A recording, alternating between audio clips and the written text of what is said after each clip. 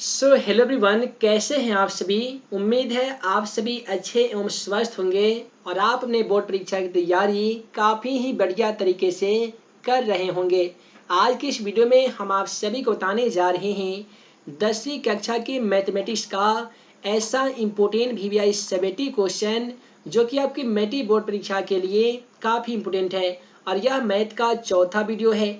इससे पहले 1 से लेकर 3 तक के ऑलरेडी हमारे चैनल पे वीडियो अपलोड किए जा चुके हैं। उसमें इम्पोर्टेंट VVI ऑब्जेक्टिव तथा सबेटी क्वेश्चन का सोल्यूशन किया गया है। यदि आपने उस वीडियो को नहीं देखा है तो चैनल के प्लेलिस्ट में जाकर सभी वीडियो को बारी बारी से देख सकते हैं। आज की इस वीडियो में मैथमेटिक्स का जितना भी क्वेश्चन लिया गया है सभी के सभी क्वेश्चन NCERT पैटर्न पे आधारित होगा और इसी तरीके के क्वेश्चन आपके मैट्रिक बोर्ड परीक्षा में पूछे जाएंगे। तो यदि आप भी चाहते हैं मैट्रिक के बोर्ड परीक्षा में 90+ मार्क्स लाना तो आज का यह वीडियो आप सभी को देखना बेहद जरूरी है। तो चले फ्रेंड्स, बिना समय गवाएं पहला क्वेश्चन का सलूशन कह लेते हैं। है दोस्तों, जैसा कि आप सभी मोबाइल स्क्रीन पे पहला सवाल क्वेश्चन नंबर 1 को देख पा रहे हैं। पहला सवाल के माध्यम से पूछा गया है कि यदि sin A बराबर cos into A minus 26 degree जहाँ 3A एक न्यून कोण है तो A का मान ज्ञात कीजिए।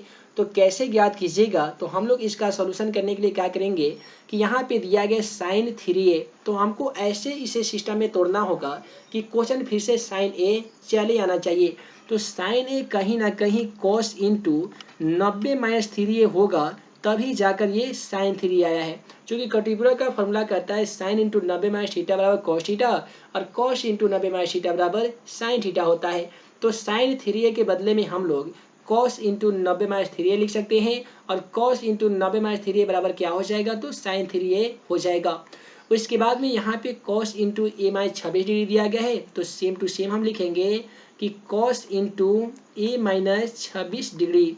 इससे क्या होगा कि cos से cos हमारा कट जाएगा और बाकी बचे संख्याओं को सेम टू सेम लिख देंगे। दोस्तों, बाकी बचे संख्या 90 डिग्री माइनस 3A है। तो इसके बाद में यहाँ पे है A माइनस 26 डिग्री। उसके बाद में हमें क्या करना है कि देखिए दोस्तों, यहाँ पे माइनस 3A है तो माइनस 3A को सेम टू सेम लिख देंगे। यहाँ पे है प्लस A तो बराबर की तरह आकर ये माइनस A हो जाएगा। दोस्तों, यहाँ पे है माइनस 26 डिग्री तो माइनस 26 डिग्री को सेम टू सेम लिख देने वाले हैं। दोस्तों, यहाँ पे देखिएगा तो प्लस 90 डिग्री था, बराबर की तरह जाकर माइनस 90 डिग्री हो जाएगा। दोस्तों, मैथमेटिक्स का जो नियम कहता है कि किसी भी संख्या के पहले माइनस हो और बाद में माइनस हो तो ऐसी स्थिति में दोनों संख्याओं को जोड़ देते हैं, लेकिन हमें उसे लिखना पड़ता है माइनस में ही। यानी यह माइनस 3A और माइनस A मिलकर माइनस 4A हो जाएगा, यानी 3A और A मिलकर 4A हो गया है, लेकिन लिखेंगे हम माइनस 4A। उसी प्रकार से 90 में 26 को जोड़ देना होगा। तो दोस्तों, 90 में 26 को जोड़ेंगे तो 116 हो जाएगा, लेकिन लिखना होगा माइनस 116। उसके बाद में माइनस से माइनस को कटा सकते हैं। यदि हम A बराबर लिखते हैं 116 डिग्री तो 4 यहाँ पे जो गुना में दिखाई दे रहा है बराबर की तरफ जाकर ये भाग में हो जाएगा। अब इसे आसानी तरीके से कटा सकते हैं। कैसे कटाइएगा, तो 29 चौका होता है 116, यानी A का जो मान आ गया है वो 29 डिग्री आ गया है। तो इस प्रकार से दिए गए क्वेश्चनों का सॉल्यूशन हम लोग कर चुके हैं। आइए इसी प्रकार से अगला सवाल क्वेश्चन नंबर 2 का सॉल्यूशन कर लेते हैं। दोस्तों, अगला सवाल AP से लिया गया है। बोला गया कि AP यानी अर्थमेटिक प्रोग्रेशन, जिसे हिंदी में हम लोग कहते हैं समांतर श्रेणी, में दिया गया 21, 18, 15 का कौन सा पद -81 है। तो सबसे पहले हमको क्या करना होगा, लिखना होगा प्रथम पद A का मान। तो A का मान देखिएगा ना, तो प्रथम पद A का मान 21 दिया गया है। उसके बाद में हमें सारवंतर D का मान निकालना पड़ता है। इसका फॉर्मूला A2 माइनस A1 होता है। A2 का मान की बात करें तो यहाँ पे 18 दे रखा है, तो आप 18 लिखेंगे माइनस A1 का मान। दोस्तों, A1 का मान 21 है तो आपको यहाँ पे 21 लिख देना होगा। उसके बाद में यदि आप 18 में से 21 को घटा दीजिएगा तो दोस्तों कितना आ जाएगा D का मान, तो आप कहेंगे सर कि देखिए 18 में से 21 घटाने पे -3 हो जाता है, जो कि हमारा D का मान आ जाता है। उसके बाद में हमको क्या करना होगा कि यहाँ पे फॉर्मूला लिखेंगे कि AN बराबर A प्लस N माइनस 1 गुने D, ये हमारा फॉर्मूला होता है। उसके बाद में हम क्या करेंगे, AN के बदले में -81 को इस प्रकार से लिख सकते हैं। A का मान कितना है दोस्तों, तो A का मान आप कहेंगे कि सर 21 है। एन का मान मालूम नहीं है, चूंकि एन का मान ही इस क्वेश्चन में हमें ज्ञात करके लाना है।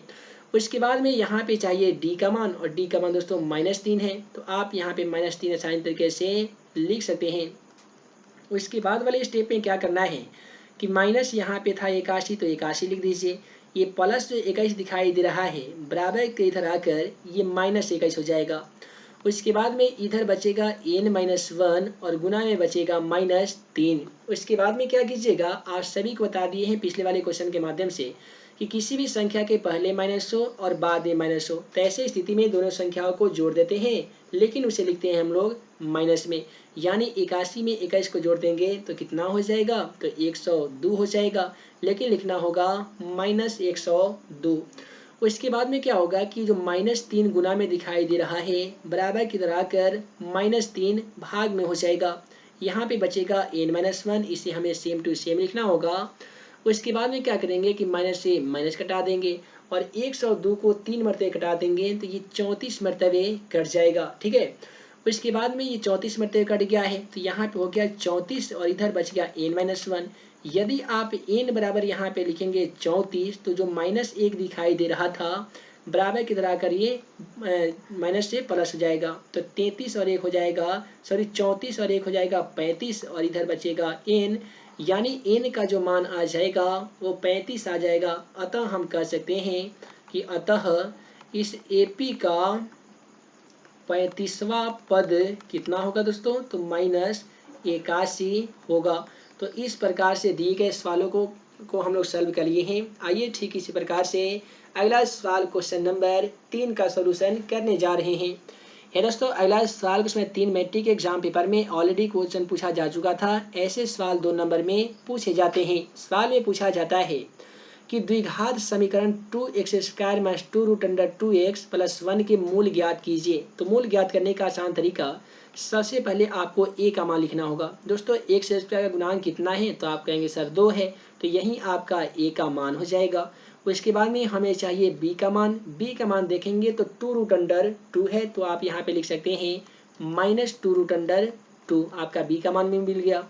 c का मान की बात करें तो ये आपका c का मान होगा जो कि 1 दिया गया है। इसके बाद में आपको विवेचक विविधतर या प्रकृति d का मान ज्ञात करना होगा। d ज्ञात करने का आसान फार्मूला b² - 4ac होता है। अब यहाँ पे हमें चाहिए b का मान, तो दोस्तों b का मान -2√2 था, तो आपको भी लिखना होगा -2√2 और इसका कर दीजिए a², चूंकि यहाँ पे है b² -4 गुने a का मान।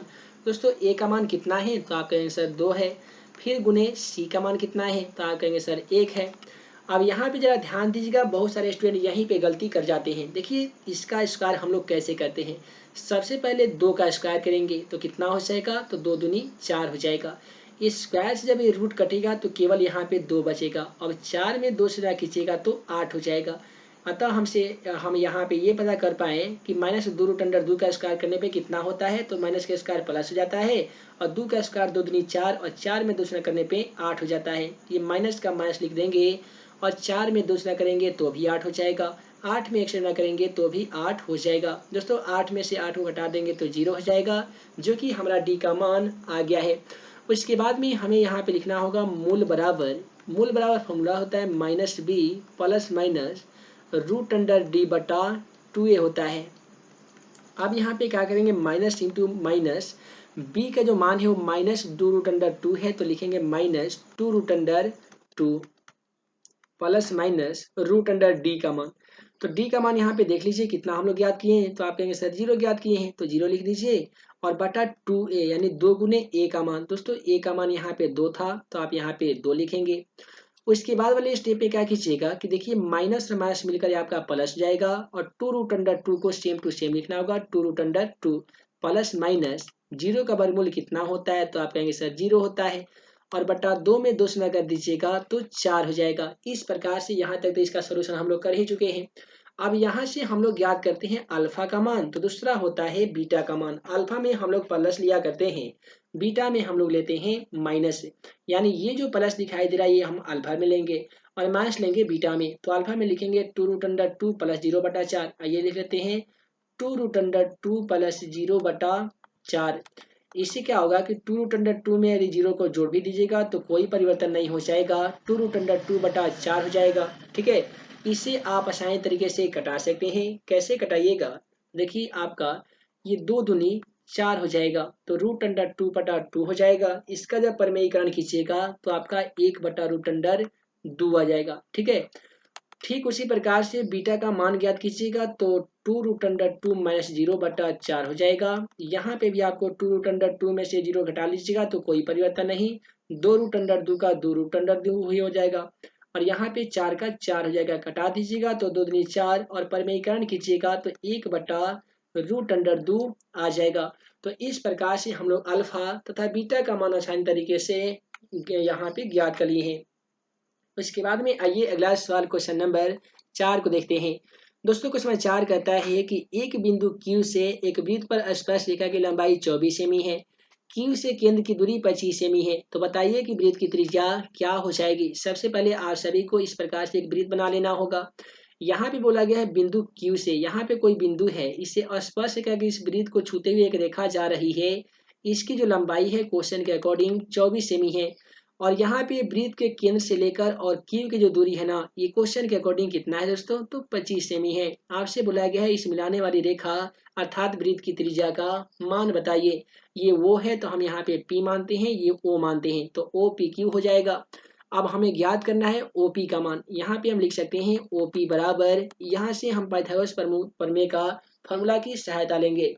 तो यहाँ पे पाइथागोरस प्रमेय क्या कहता है कि लंब का स्क्वायर माइनस आधार का स्क्वायर होता है, तो हम कर सकते हैं OQ का स्क्वायर। आइए लिख लेते हैं कि OQ का स्क्वायर माइनस कर सकते हैं PQ का स्क्वायर, PQ का स्क्वायर। इसके बाद में क्या हो जाएगा दोस्तों, OQ का मान ध्यान से देखिएगा तो 25 दे रखा है, आप यहाँ पे लिख सकते हैं 25 का स्क्वायर माइनस PQ का मान। PQ का मान देखिएगा तो 24 दे रखा है, तो आप यहाँ पे 24 का स्क्वायर आसान तरीके से कर सकते हैं। उसके बाद में यहाँ पे क्या हो जाएगा कि 25 का स्क्वायर कीजिएगा तो 625 हो जाएगा, 24 का स्क्वायर कीजिएगा तो 576 हो जाएगा। उसके बाद में क्या होगा कि 625 में यदि आप 576 को घटा लीजिएगा तो दोस्तों कितना बचेगा, तो 49 बचेगा। 49 का वर्गमूल चाहे तो आसान तरीके से 7 लिख सकते हैं, या 7 से 49 से इसका गुणनखंड कर दीजिए और डबल 7 का एक साथ रूट से बाहर निकाल दीजिए, और यही आपका त्रिज्या R का मान आ जाएगा। तो दिए गए सवालों को इस प्रकार से हम लोग आसानी तरीके से इसको भी सॉल्व कर दिए हैं। आइए इसी प्रकार से अगला सवाल क्वेश्चन नंबर 5 का हम लोग सोल्यूशन करने जा रहे हैं। क्वेश्चन नंबर 5 कहता है कि द्विघात बहुपद 6x² - 7x - 3 के शून्यक ज्ञात कीजिए। इसका शून्यक हमें ज्ञात करना है। शून्यक ज्ञात करने का मतलब इसका गुणनखंड की विधि के द्वारा मूल ज्ञात करना है। कैसे ज्ञात किया जाता है, तो सबसे पहले दिया गया 6x² माइनस में दिया गया 7x - 3। तो देखिए गुणनखंड ज्ञात करने के लिए या द्विघात बहुपद का शून्य ज्ञात करने के लिए आसान तरीका फर्स्ट इंटू लास्ट मल्टीप्लिकेशन किया जाता है।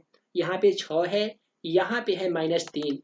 यदि आप 6 में -3 से गुना करते हैं तो कितना आता है, तो 6 त्रिका 18 जो कि माइनस में आता है। बीच में जो संख्या है वह है -7।